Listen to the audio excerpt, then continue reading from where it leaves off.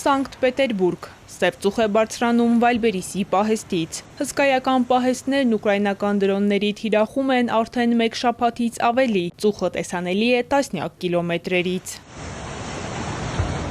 Վալբերիս ընկերությունը գնահատել է, միայն պահեստների վերականգնումը կարժենա առնվազն 35 միլիարդ ռուբլի, սակայն գործարարների կրած վնասը գնահատվում է աստղաբաշխական թվով, շուրջ 250 միլիարդ ռուբլի։ Ընկերության տնօրեն Տատյանա Կիմը հայտարարել էր, որ փոխհատուցում կստանան զոհվածների հարազատները եւ բոլոր նրանք, ովքեր տուժել են Էլեկտրոստալում եւ Կոտովսկում լոգիստիկ համալիրների վրա հարձակումից։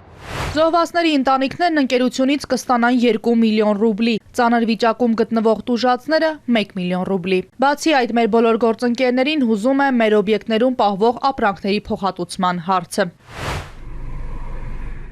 Փոխհատուցման հարցում վաճառողները բախվել են դաժան իրականության, վերադարձվում է վնասի չնչին մասը միայն։ Մեծապես տուժել են ոչ միայն ռուսական, այլև բազմաթիվ հայկական ընկերություններ, որոնք ֆինանսական ահռելի կորուստներ են կրում։ Հուլիսի 7-ին ինքը իր պայմանագրում, ինքը ամեն սելերի հետ պայմանագիր է կնքում, պայմանագրում կետ էր մտցրել։ Հուլիսի 7-ին շատ-շատ էր այդ կետը չէին կարդացել, որ եթե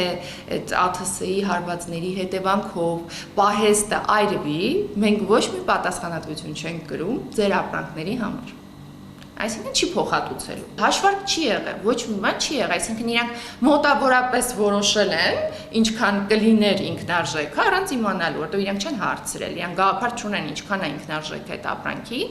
ու մոտավոր իրենց պատկերացումներով հաշվարկ են արել ու 10%-ը փոխհատուցել են։ Նու սենց ասեմ, օրինակ, մի խանութում, որտեղ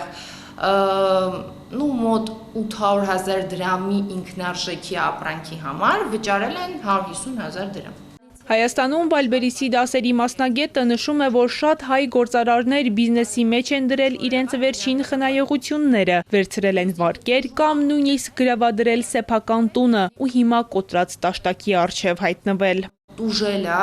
78,000 վաճառող ու թվերը աստղաբաշխական են, ասում եմ ես չեմ կարող այդ բոլորին փոխհատուցել։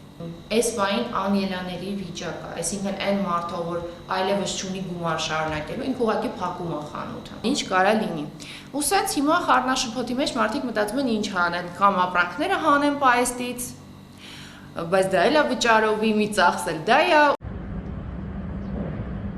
Իրավիճակը բարդանում է հատկապես նրանով, որ հարվածները կրում են պարբերական բնույթ։ Ուկրաինայի սահմանից հարյուրավոր կիլոմետրեր հեռու տեղակայված պահեստներն այլևս անվտանգ չեն։ Մասնագետները խորհուրդ են տալիս հրաժարվել Ռուսաստանում պահեստավորումից եւ աշխատել անմիջապես Հայաստանից, չնայած դա ավելի ծախսատար է, սակայն զարմանալիորեն նույնիսկ նման ահռելի կորուստներից հետո հայ վաճառողները չեն ուզում լքել հարթակը։ Նույնիսկ հասկանալով այս ամբողջ ռիսկերը, ոչ մեկ չի ուզում դուրս գալ Վալբերիսից, որովհետեւ ինքը տալիս է այն շրջանառությունը, որը երբեք դու չես կարող ունենալ Հայաստանում, երբեք։ Նույնիսկ այդ իմ հաճախորդով այդքան գումար է կորցրել, ես զանգել եմ, ասում եմ, հիմա ինչ դադարացնում ենք աշխատանքը, ասում եմ, ոնց ենք դադարացնում, ավելի մեծ տեմպով ենք շարունակում։ Պահեստների թիրախավորումից հետո սոցցանցերը ողողվել են Վալբերիսի վաճառողների եւ աշխատակիցների տեսանյութերով։ Մարդիկ անհույս ու ընկճված պատմում են իրենց կորուստների մասին։ Սա պարզապես ապրանքի կորուստ չէ, սա հազարավոր ընտանիքների կործանված ճակատագրերի պատմություն է։ Ինչ չի այրվել ինձ մոտ, ամեն ինչ այրվել է։ Այսօր մենք կորցրեցինք մոտ 3.5 միլիոն ռուբլու ապրանք։ $650,000 այլևս չկա, արդյունքները խեղդում են։ Երեք ես դեռ գործարար էի, իսկ այսօր սնանկ։ Վալբերիսը չի պատրաստվում գումարները վճարել։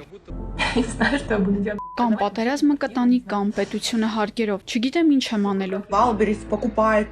Այս ընթացքում Վալբերիսը նոր բիզնեսներ է գնում, Թուրքիայում հյուրանոցներ բացում, իսկ փոխհատուցման համար նրանք փող չունեն։ Թե հայ եւ թե ռուս վաճառողները չգիտեն ում մեղադրել, ասում է մասնագետը, քանի որ պատերազմող երկիր է եւ ամեն ինչ հնարավոր է, սակայն այն, որ ընկերությունը հենց ինքը չի ուզում կորցնել իր վաճառողներին, միանշանակ է։ Վալբերիսը հենց վաճառողների շնորհիվ է հսկայական գումարներ աշխատում։